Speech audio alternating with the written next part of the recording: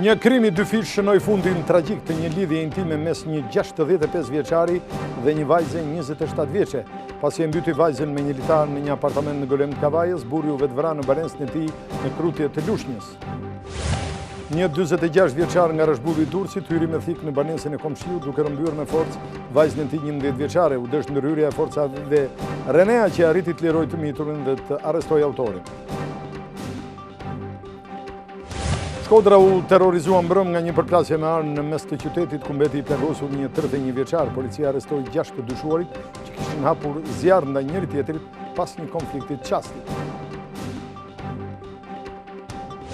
Policia turke bastisi disa gjykata në Stamboll duke kryer arrestimin e 173 personave që dyshohet se janë të implikuar në grushtin e shtetit. Autoritetet turke kërkuan nga Gjermania të dorëzojë elementët gulenist. Dalin emrat e parë që braktisin kombëtarën shqiptare pas njohjes Kosovës në FIFA dhe UEFA. Ata janë Milot Rashica dhe Alban Mea që lajmëruan se do të luajnë për Kosovën dhe jo për Shqipërinë.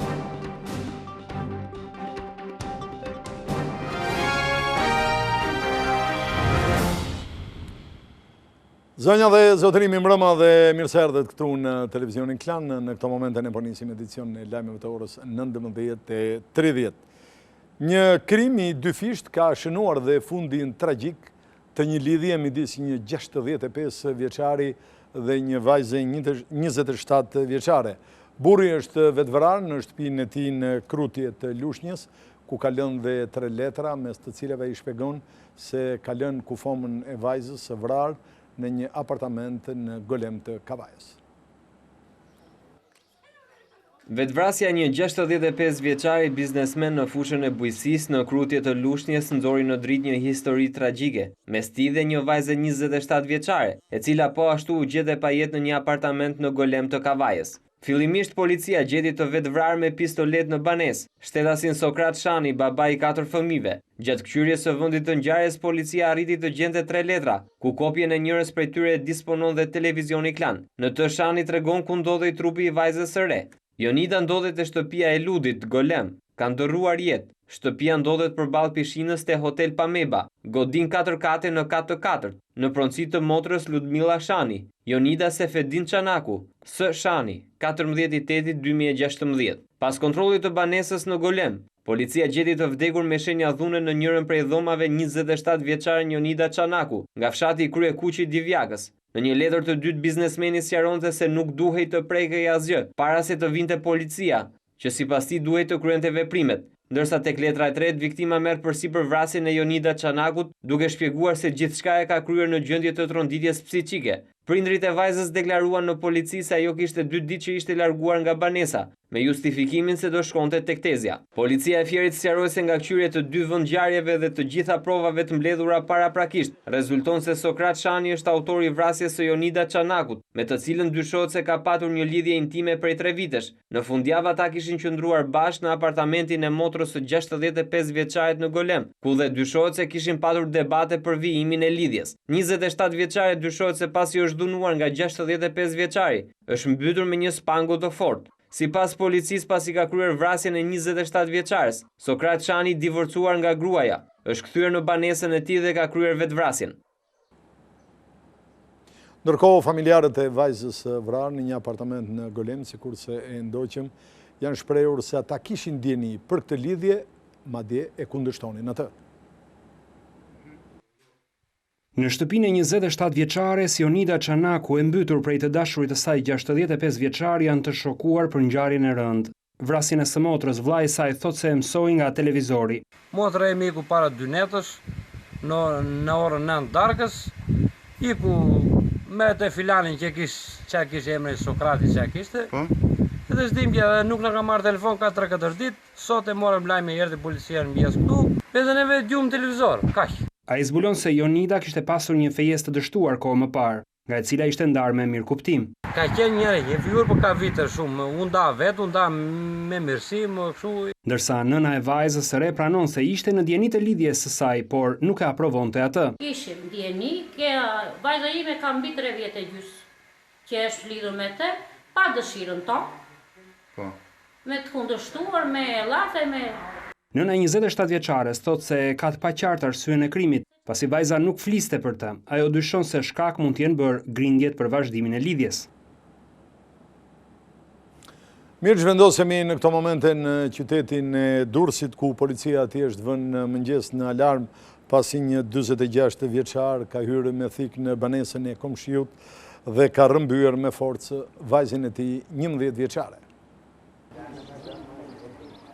Hyri me thik në dorë në banesën e komshiut dhe pasi rrëmbeu 11 vjeçaren, e mbajti për disa orë në shtëpinë e tij në Rashbull të Durrësit. Ishte ora 7 e mëngjesit kur Arben Kabashi, 46 vjeç, i dënuar me 20 vite burg në Itali për prostitucion, ka përceu murin rrethues dhe mori me forcë një nga 3 vajzat e familjes. Në atë moment, 11 vjeçaria ndodhej së bashku me 2 motrat e saj në banesë. Ishin ato që lajmëruan prindrit, të cilët më pas kërkuan ndihmën e policisë. Nuk e ka për herë të parë këtë, se është hera tretë që merr njerëz peng. Ka marrë motrën e vet me vajzën, herën e parë, herën e dytë ka marrë djalin e një miku të vllajt vet. Hera tretë ndodhi me vajzën time. Prania e forcave të rendit nuk e bindi 46 vjeçarin të dorëzoi, duke kërcënuar se do të vriste vajzën e mitur. Pas disa orësh, teksa forcat renia po negocionin me Arben Kabashin, të tjerë efektiv hyn nga dritarja e pasme e banesës, aty ku dhe nxorën vajzën, duke e rikthyer në shtëpi.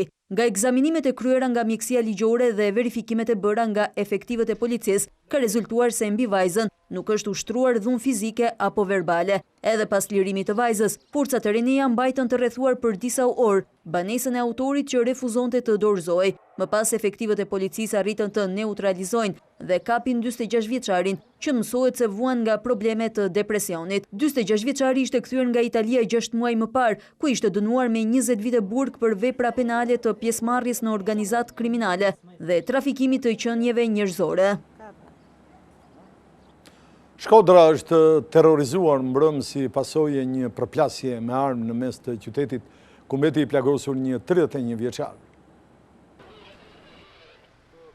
Plagosja me armë e Donald Shtjefnit mbrëmjen e kaluar në qendër të Shkodrës ishte pasojë e një përplasje me armë mes dy grupeve. Shkëmbimi i zjarrit ndodhi rreth orës 22:15 në lagjen Vasil Shanto, ku policia gjeti edhe një nga armët që përdorën autorët.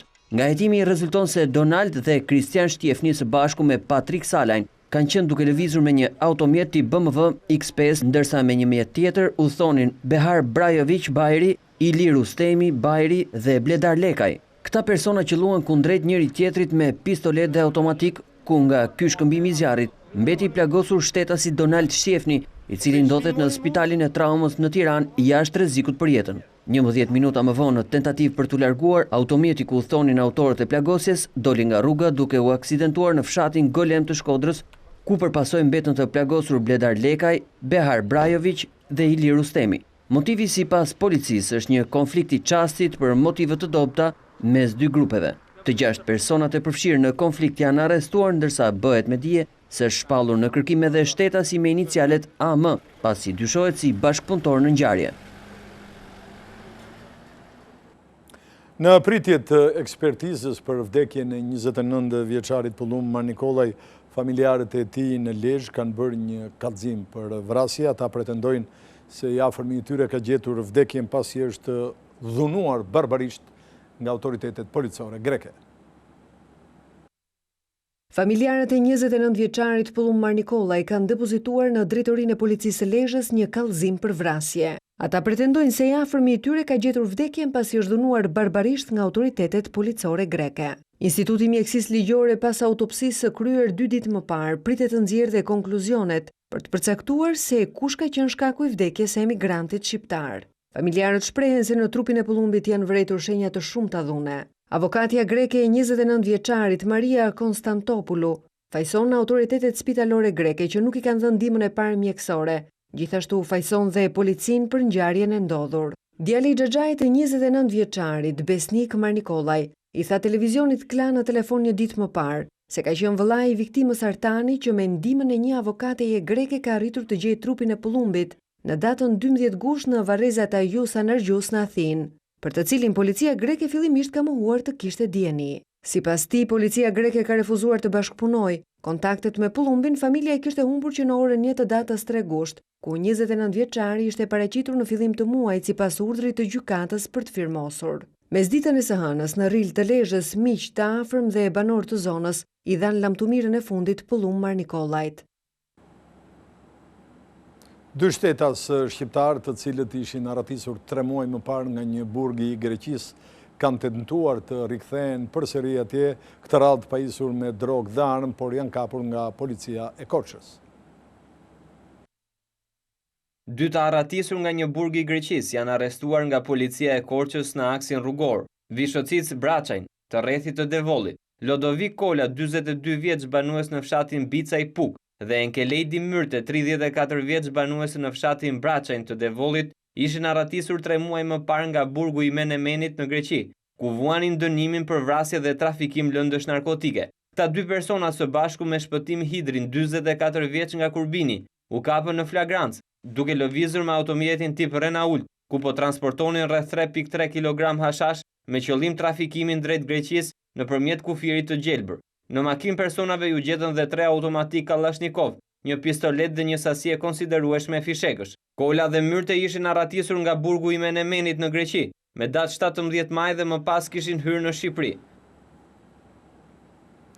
Policia ka ndaluar ish drejtorin e Inukut në Elbasan pasi ai ishte shpallur në kërkim për veprën penale të shpërdorimit të detyrës. Ndalimi i ish drejtorit u krye nga specialistët e sektorit për krimin ekonomik dhe financiar në drejtorinë e policisë Elbasan. Ai ishte dënuar me 1 vit burg nga gjykata. Neritan Zotaj akuzohet se në vitin 2011 ka urdhëruar në kundërshtim me ligjin prishjen e disa objekteve.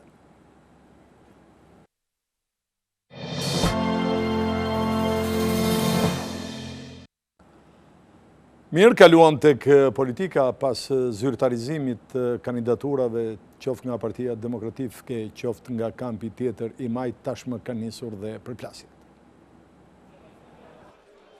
Socialistët kanë zgjedhur ta prezantojnë derë më derë në qytetin e Peshkopis kandidatin e tyre për zgjedhjet e pjesshme të 11 shtatorit për Bashkinë e Dibrës. Kemi qenë 8 kirurg, ne kemi ngel 2 e 3, unë kisha ikë se mundësit i kam pas, po kam dhejt për këta njerëz për të shërby si spital edhe në bashki.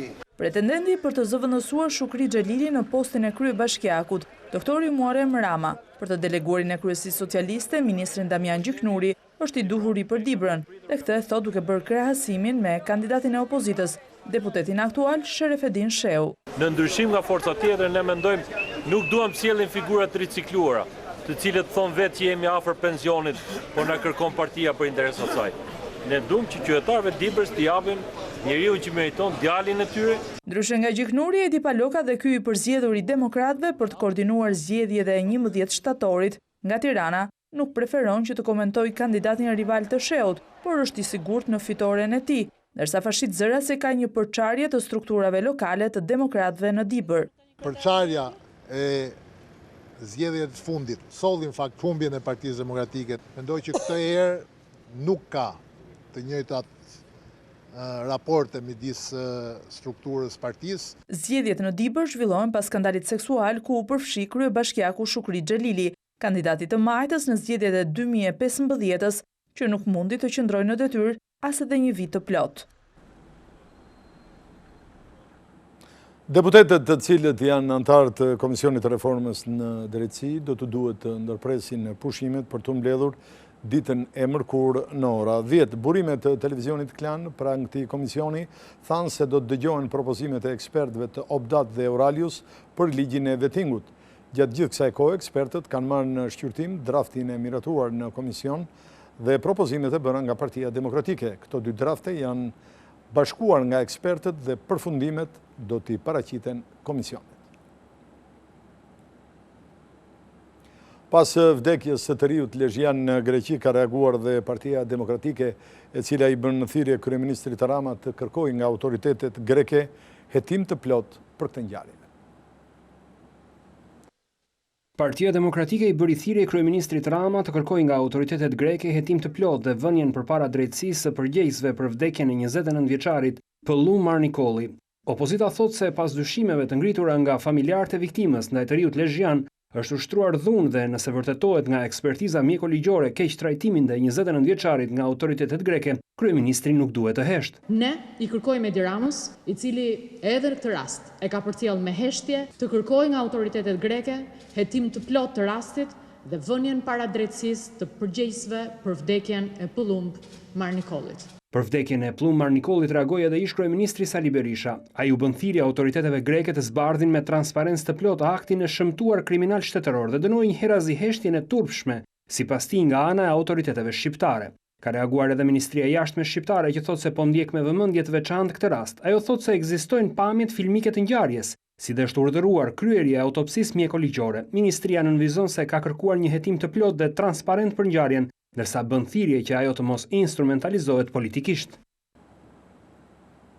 Partia Demokratike thotë se sipas një raporti sekret të shërbimeve italiane dhe atyre gjermane publikuar në media, konfirmohen denoncimet e opozitës për përfshirjen e zyrtarëve të lartë të policisë së shtetit në kultivimin dhe menaxhimin e lëndëve narkotike. Kreu i Departamentit të Rendit dhe Sigurisë në Partinë Demokratike Enkeledi Alibeaj tha se raporti sekret fakton se gjithë Shqipëria është kthyer në fermën e madhe të shashit të kryeministrit Rama. Nga ky biznes kriminal, sipas demokratëve, përfiton kreu i qeverisë që së bashku me drejtuesit e policisë është i lidhur me bandat e narkotrafikut.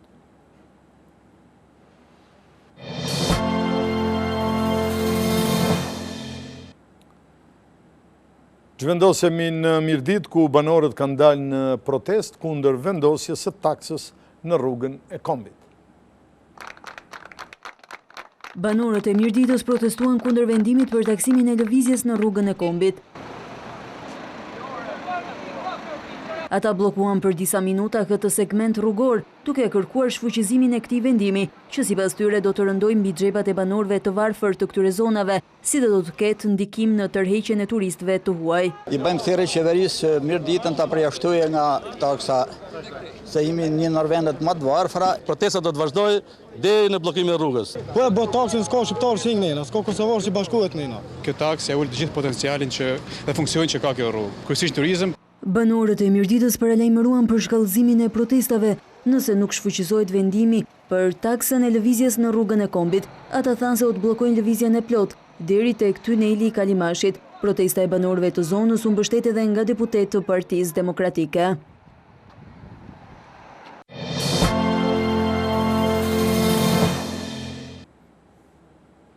Pas vrasjes së një të riu me ngjyrë 2 ditë më parë në Milwaukee të Shteteve të Bashkuara të Amerikës, protestat janë përshkallëzuar.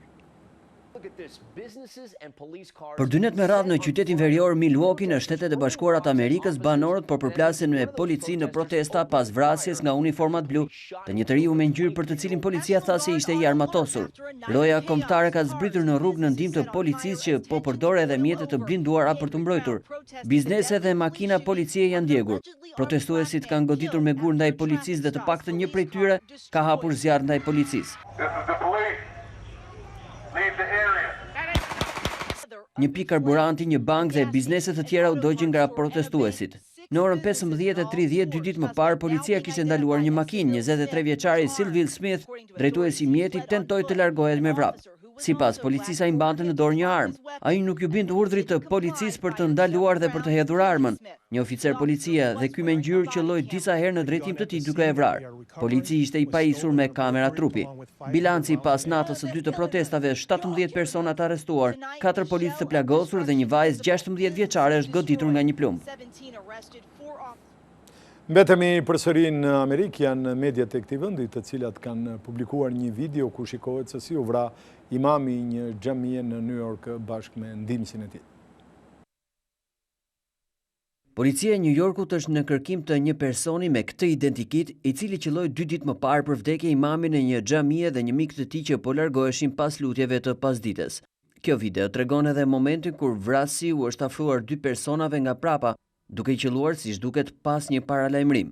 Imami dhe asistenti i tij ishin duke ecur afër njëri tjetrit kur janë ekzekutuar nga agresori që më pas u largua me vrap. Ngjarja ka ngjallur frikë dhe ankth mes emigrantëve musliman të komunitetit. Policia tha se nuk i ka përcaktuar ende motivet e vrasjes së imamit Maulama Akonji dhe mikut e tij, por pjesëtarët e komunitetit janë shqetësuar se vrasjet mund të kenë patur motiv intolerancën fetare. Ekspertiza konfirmoi se personat ishin qelluar prapa kokës pak pas orës 2 të mesditës. Antarët e komunitetit musliman që frekuentojnë xhamin kërkojnë që vrasjet të trajtohen si një krim me motive urrejtje fetare.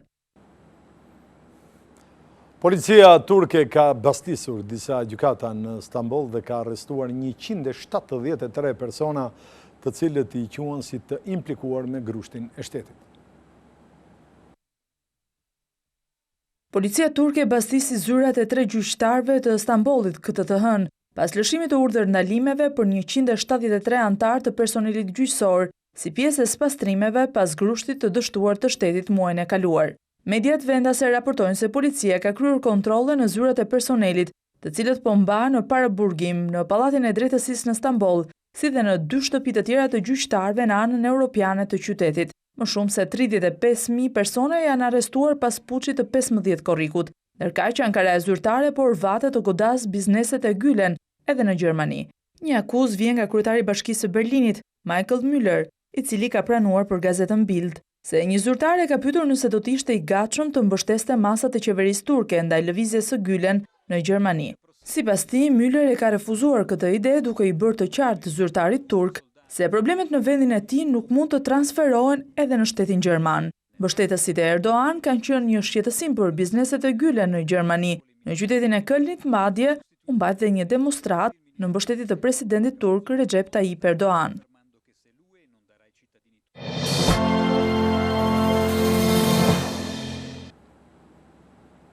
Milot Rashica dhe Alban Mea do të luajnë për Kosovën.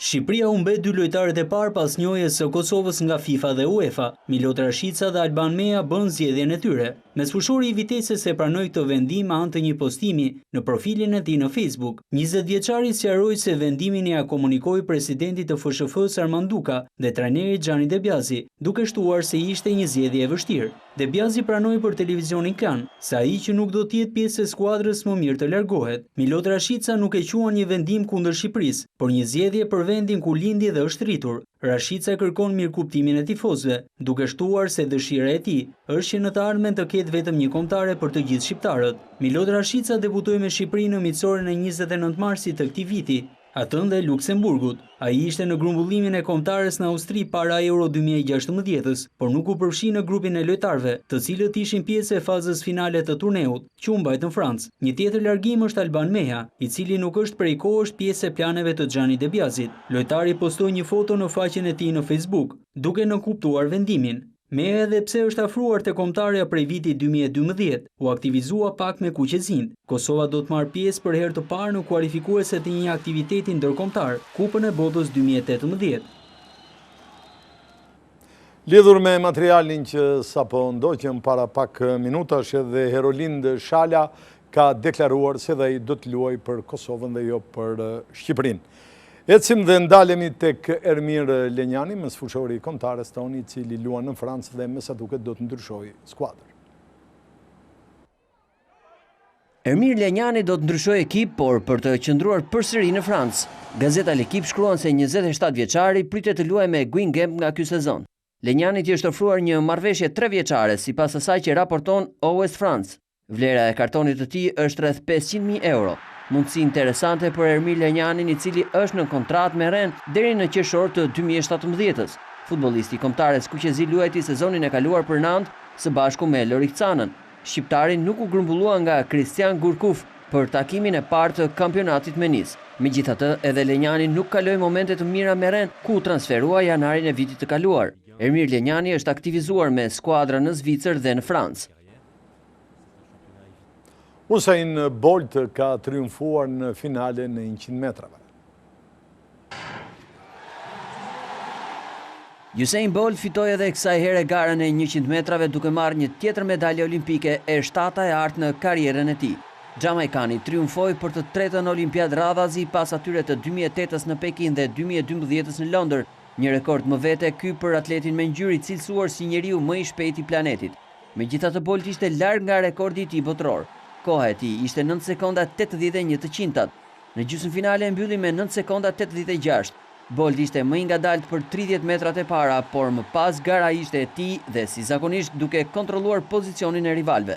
Pas tij në podium u ngjitën amerikani Justin Gatlin dhe kanadezi Andre De Grasse. Pas garas Usain Bolt deklaroi se këto janë lojrat e fundit olimpike për të, por më parë duhet të marrë pjesë në garën e 200 metrave stafet 4x100 metra. Synimi i Jamaikanit është të vendosë një rekord të ri në 200 metra. Ndërkohë Olimpiada e Rios ka shënuar dhe thyerjen e rekordit në garën e 400 metrave. Vajde Vanjekerk nuk është vetëm kampioni i ri olimpik në 400 metra, por edhe rekordmeni i ri botror. Djaloshi nga Afrika e Jugut vendosi një kohë më të ulët se Michael Johnson 17 vjet më parë. Vanjekerk kaloi finishin pas 43 sekondash e 300-at, 1500-at më shpejt se legjenda Johnson në 1999. Një rekord ky i vlerësuar si tepër i vështirë për t'u kaluar. Vajde Vanjekerk mundi në këtë garë atletin nga Grenada, Kirani James dhe amerikanin LaShawn Merritt, kampion olimpik në vitin 2008. Ky nuk është i vetmi sukses i rëndësishëm për afrikano-jugorin, i cili vitin e kaluar fitoi medaljen e artë edhe në kampionatin botror të zhvilluar në Pekin. Pas kësaj arritje mediat nxituan të gjejnë çelësin e suksesit, ku zbuluan se Vajde Vanjekerk stërvitet nga gjyshe e tij 74 vjeçare.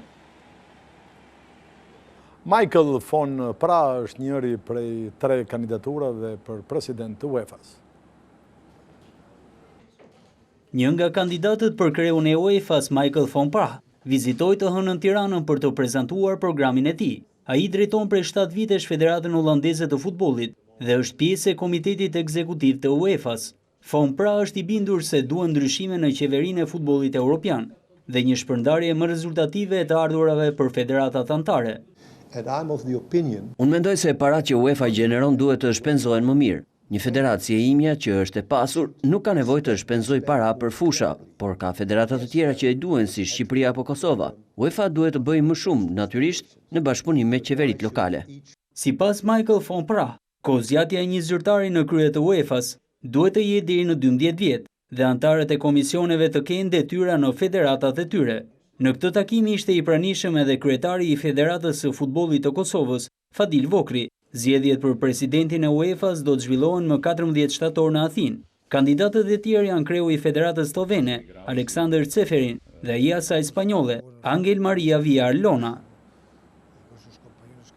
Bayern i Muniut fitoi dhe trofeun e parë në drejtimin e Ancelotit. Carlo Ancelotti fitoi trofeun e parë me Bayernin e Muniut.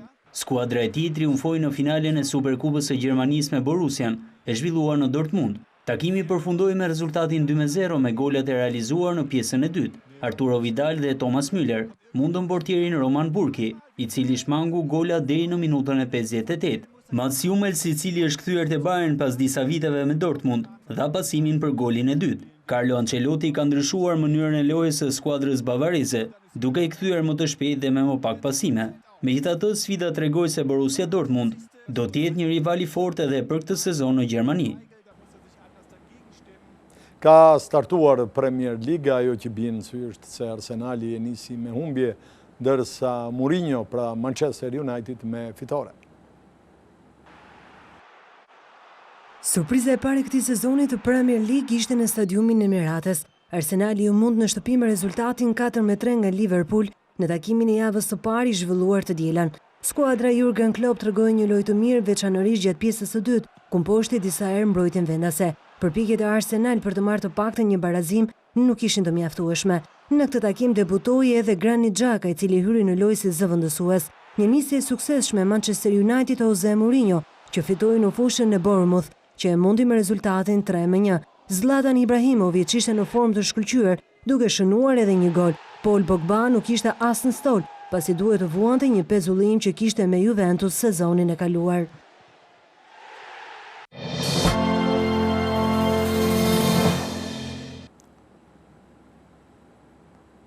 Flasim për motin, pjesa e dytë e gushtit, sipas sinoptikanëve do të jetë një mot i bukur dhe i qëndrueshëm. E diela e kësaj jave do të rikthejë temperaturat e larta deri në 37 gradë në hije, por kjo vetëm për një ditë. Sipas meteorologëve, edhe në 15-ditëshin e dytë të gushtit, moti do të jetë i qëndrueshëm. Kushdo që ka planifikuar pushimet në këto javë, ditët do të jenë me diell dhe temperatura normale, deri në 32-33 gradë Celsius, tipike për muajin e gushtit. Do jenë temperatura, si të thuash, tipike të gushtit, nuk pritet që të kemi në një luhatje shumë të madhe. Do të ketë rritje të lehtë në vlerat minimale. Dita e diel do sjellë një rritje më të ndjeshme të temperaturave, duke kapur edhe 36-ën apo edhe 37-ën. Sipas sinoptikanëve, pasditet do të jenë të freskëta dhe të shoqëruara me erë, ndërsa pas datës 24 gusht, në disa zona priten edhe reshi shiu me intensitet të ulët. Këtu kemi përfunduar, zonja dhe zotërinj, ju falenderit për vëmendjen. Bashkë mirupafshim.